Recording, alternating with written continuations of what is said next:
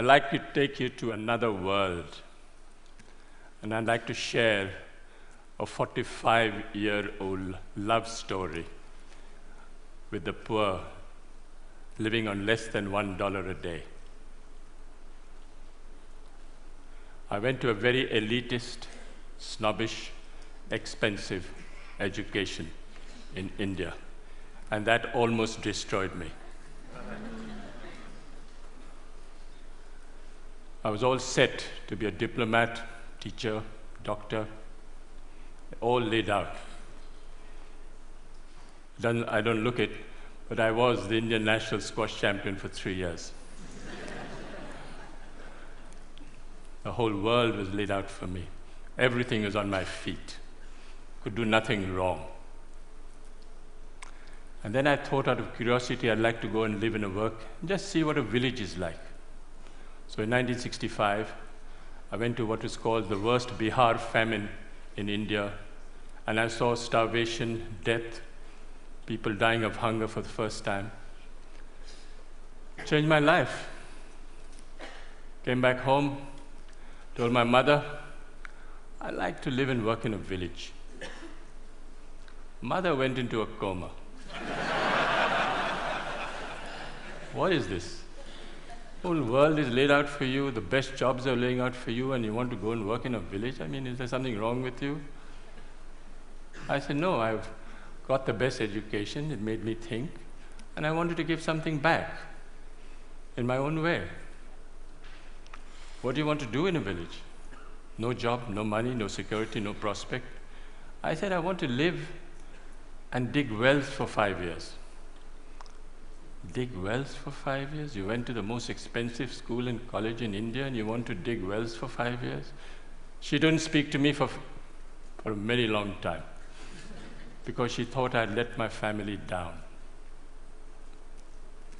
But then I was exposed to the most extraordinary knowledge and skills that very poor people have, which is never brought into mainstream, which is never identified, respected, applied on a large scale. And I thought I'd start a barefoot college only for the poor. What the poor thought was important would be reflected in the college. Went to this village for the first time. Elders came to me and said, are you running from the police? I said, no. You failed in your exam? I said, no. You didn't get a government job? I said, no. What are you doing here? Why are you here? The educational system in India makes you look at Paris and Delhi and Zurich. What are you doing in this village? Is there something wrong with you you're not telling us? I said, no. I want to actually start a college only for the poor. What the poor thought was important would be reflected in the college. So then they gave me some very sound and profound advice. They said, please, don't bring anyone with a degree and qualification into your college. So it's the only college in India where if you should have a PhD or a master's, you're disqualified to come. You have to be a cop-out or a washout or a dropout to come to our college. You have to work with your hands. You have to have a dignity of labor. You have to show that you have a skill that you can offer to the community and provide a service to the community. So we started the Barefoot College, and we redefined professionalism. Who is a professional? A professional is someone who has a combination of competence, confidence, and belief. A water diviner is a professional. A traditional midwife is a professional. A traditional bone setter is a professional. These are professionals all over the world. You'll find them in any inaccessible village around the world. And we thought that these people should come into mainstream and show that the knowledge and skills that they have is universal. It needs to be used, it needs to be applied, it needs to be shown to the world outside that these knowledge and skills are relevant even today. So the college works following the lifestyle and work style of Mahatma Gandhi. You eat on the floor, you sleep on the floor, you work on the floor. There are no contracts, no written contracts. You can stay with me for 20 years, go tomorrow. And no one can get more than $100 a month. You come for the money, you don't come to Barefoot College. You come for the work and the challenge, you come to the Barefoot College. That is where we want you to try crazy ideas. Whatever idea you have, come and try. Doesn't matter if you fail. Battered, bruised, you start again. It's the only college where the teacher is the learner and the learner is the teacher. And it's the only college where you don't give a certificate. You are certified by the community you serve. You don't need a paper to hang on the wall to show that you are an engineer. So when they said that, they said, well, show us what is possible. What are you doing? This is all mumbo jumbo if you can't show it on the ground. So we built the first Barefoot College in 1986. It was built by 12 barefoot architects who can't read and write. Built on $1.50 a square foot. 150 people lived there, worked there. They got the Aga Khan Award for Architecture in 2002. But then they suspected, they thought there was an architect behind it. I said, yes, they made the blueprints, but the barefoot architects actually constructed the college. We are the only ones who actually returned the award for $50,000 because they didn't believe us and we thought that they were actually casting aspersions on the barefoot architects of Thilonia. I asked a forester, high-powered, paper-qualified expert. I said, what can you build in this place? He had one look at the soil and said, forget it, no way, nothing can work. No water, rocky soil. I was in a bit of a spot, and I said, okay, I'll go to the old man in the village and say, what should I grow in this pot? He looked quietly at me and said, you build this, you put this, and it'll work. This is what it looks like today. Went to the roof, and all the women said, clear out. The men should clear out because we don't want to share this technology with the men. This is waterproofing the roof. It is a bit of jaggery, a bit of urine, and a bit of other things I don't know, but it actually doesn't leak. Since 1986, it hasn't leaked. This technology, the women will not share with the men. It's the only college which is fully solar electrified. All the power comes from the sun. 45 kilowatts of panels on the roof, and everything works off the sun for the next 25 years. So long as the sun shines, I have no problem with power. But the beauty is that it was installed by a priest, a Hindu priest who's only done 8 years of primary schooling. Never been to school, never been to college. He knows more about solar than anyone I know anywhere in the world. Guaranteed. Food, if you come to the Barefoot College, is solar cooked. But the people who fabricated that solar cooker are women. Illiterate women who actually fabricate the most sophisticated solar cooker. It's a parabolic Scheffler solar cooker. Unfortunately, they're almost half German. They're so precise. You'll never find Indian women so precise. Absolutely to the last inch, they can make that cooker. And we have 60 meals twice a day of solar cooking. We have a dentist. She's a grandmother, illiterate, who's a dentist. She actually looks after the teeth of 7,000 children. Barefoot technology.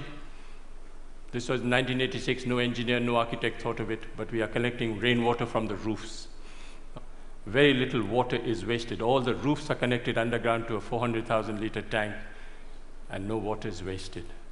If we have 4 years of drought, we still have water in the campus because we collect rainwater.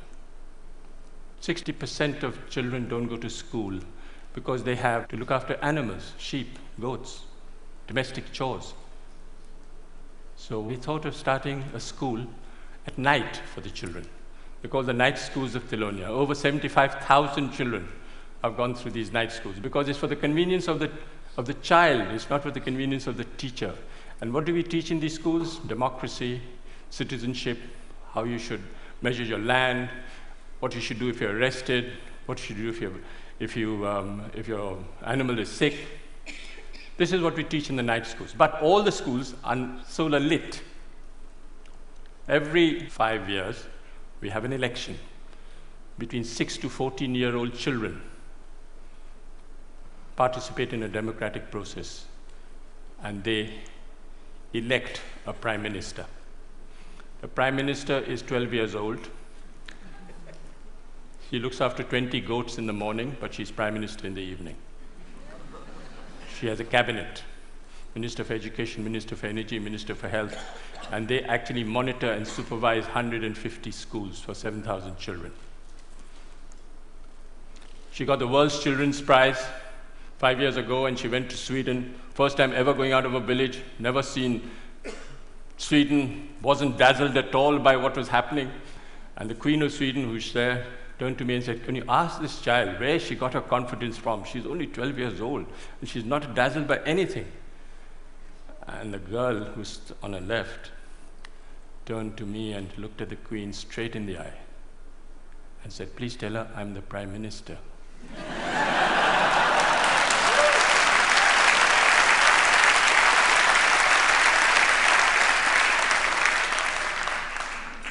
Where the percentage of illiteracy is very high, we use puppetry. Puppet is the way we communicate.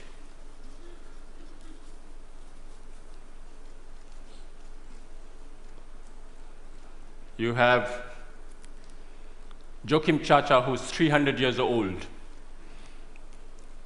He's my psychoanalyst, he's my teacher, he's my doctor, he's my lawyer, he's my donor. He actually raises money, solves my disputes.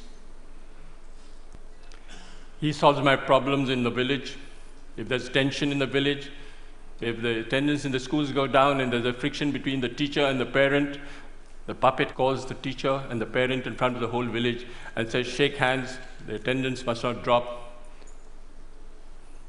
These puppets are made out of recycled World Bank reports.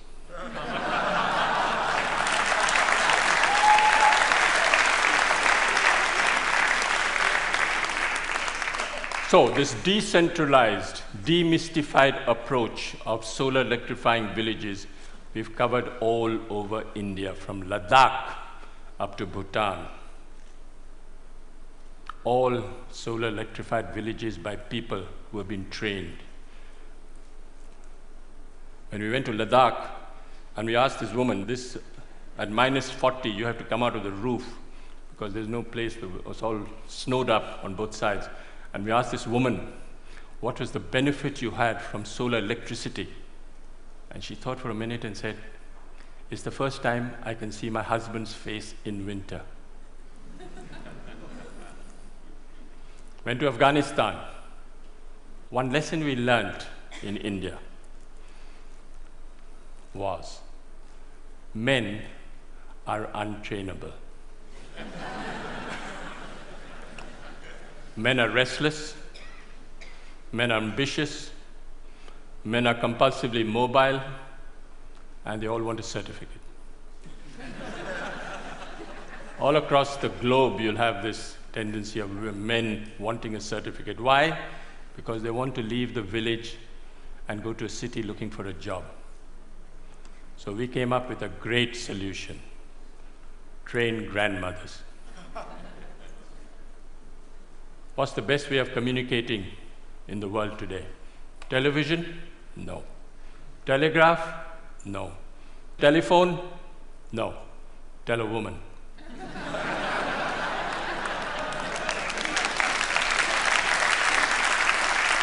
So we went to Afghanistan for the first time.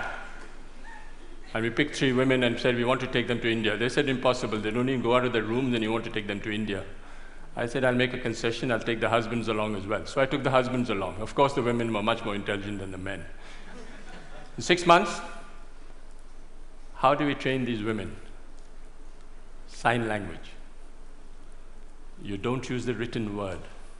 You don't use the spoken word. You use sign language. And in 6 months, they can become solar engineers. They go back and solar electrify their own village. This woman went back and solar electrified the first village, set up a workshop. The first village ever to be solar electrified in Afghanistan were by the 3 women. This woman is an extraordinary grandmother, 55 years old, and she solar electrified 200 houses for me in Afghanistan, and they haven't collapsed. She actually went and spoke to an engineering department in Afghanistan and told the head of a department the difference between AC and DC. Didn't know. Those 3 women have trained 27 more women and solar electrified 100 villages in Afghanistan. We went to Africa and we did the same thing. All these women sitting in one table from 8, 9 countries, all chatting to each other, not understanding a word because they're all speaking the different language. But their body language is great. They're speaking to each other and actually becoming solar engineers. I went to Sierra Leone, and there was this minister driving down at the dead of night, comes across this village, comes back, goes into the village and says, well, what's the story? They said, these 2 grandmothers. Grandmothers? Minister couldn't believe what was happening. Where did they go? Went to India and back. Went straight to the president. He said, do you know there's a solar electrified village in Sierra Leone? He said, no. Half the cabinet went to see the grandmothers the next day. What's the story? So he summoned me and said, can you train me 150 grandmothers? I said, I can't, Mr. President, but they will. The grandmothers will. So he built me the first barefoot training center in Sierra Leone, and 150 grandmothers are being trained in Sierra Leone. Gambia. I went to select the grandmother in Gambia. Went to this village, I knew which woman I would like to take. The community got together and said, I'll take these 2 women. I said, no, I want to take this woman. They said, why? She doesn't know the language, you don't know her. I said, no, I like the body language, I like the way she speaks. Difficult husband, not possible. Call the husband. Husband came. Swaggering, politician, mobile in his hand, not possible. Why not? The woman, look how beautiful she is. I said, yeah, she's very beautiful. What happens if she runs off with an Indian man? That was the biggest fear. I said, she'll be happy, she'll ring up in a mobile. She went like a grandmother and came back like a tiger. She walked out of the plane and spoke to the whole press as if she was a veteran. She handled the national press, and she was a star. And when I went back 6 months later, I said, where's your husband? Oh, somewhere, doesn't matter. Doesn't matter. Doesn't matter. Success story.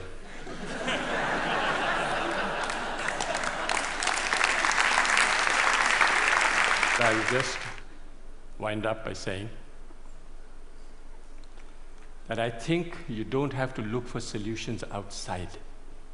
Look for solutions within and listen to people. They have the solutions in front of you. They're all over the world. Don't even worry. Don't listen to the World Bank. Listen to the people on the ground. They have all the solutions in the world. I'll end with a quotation by Mahatma Gandhi. First they ignore you, then they laugh at you, then they fight you, and then you win. Thank you.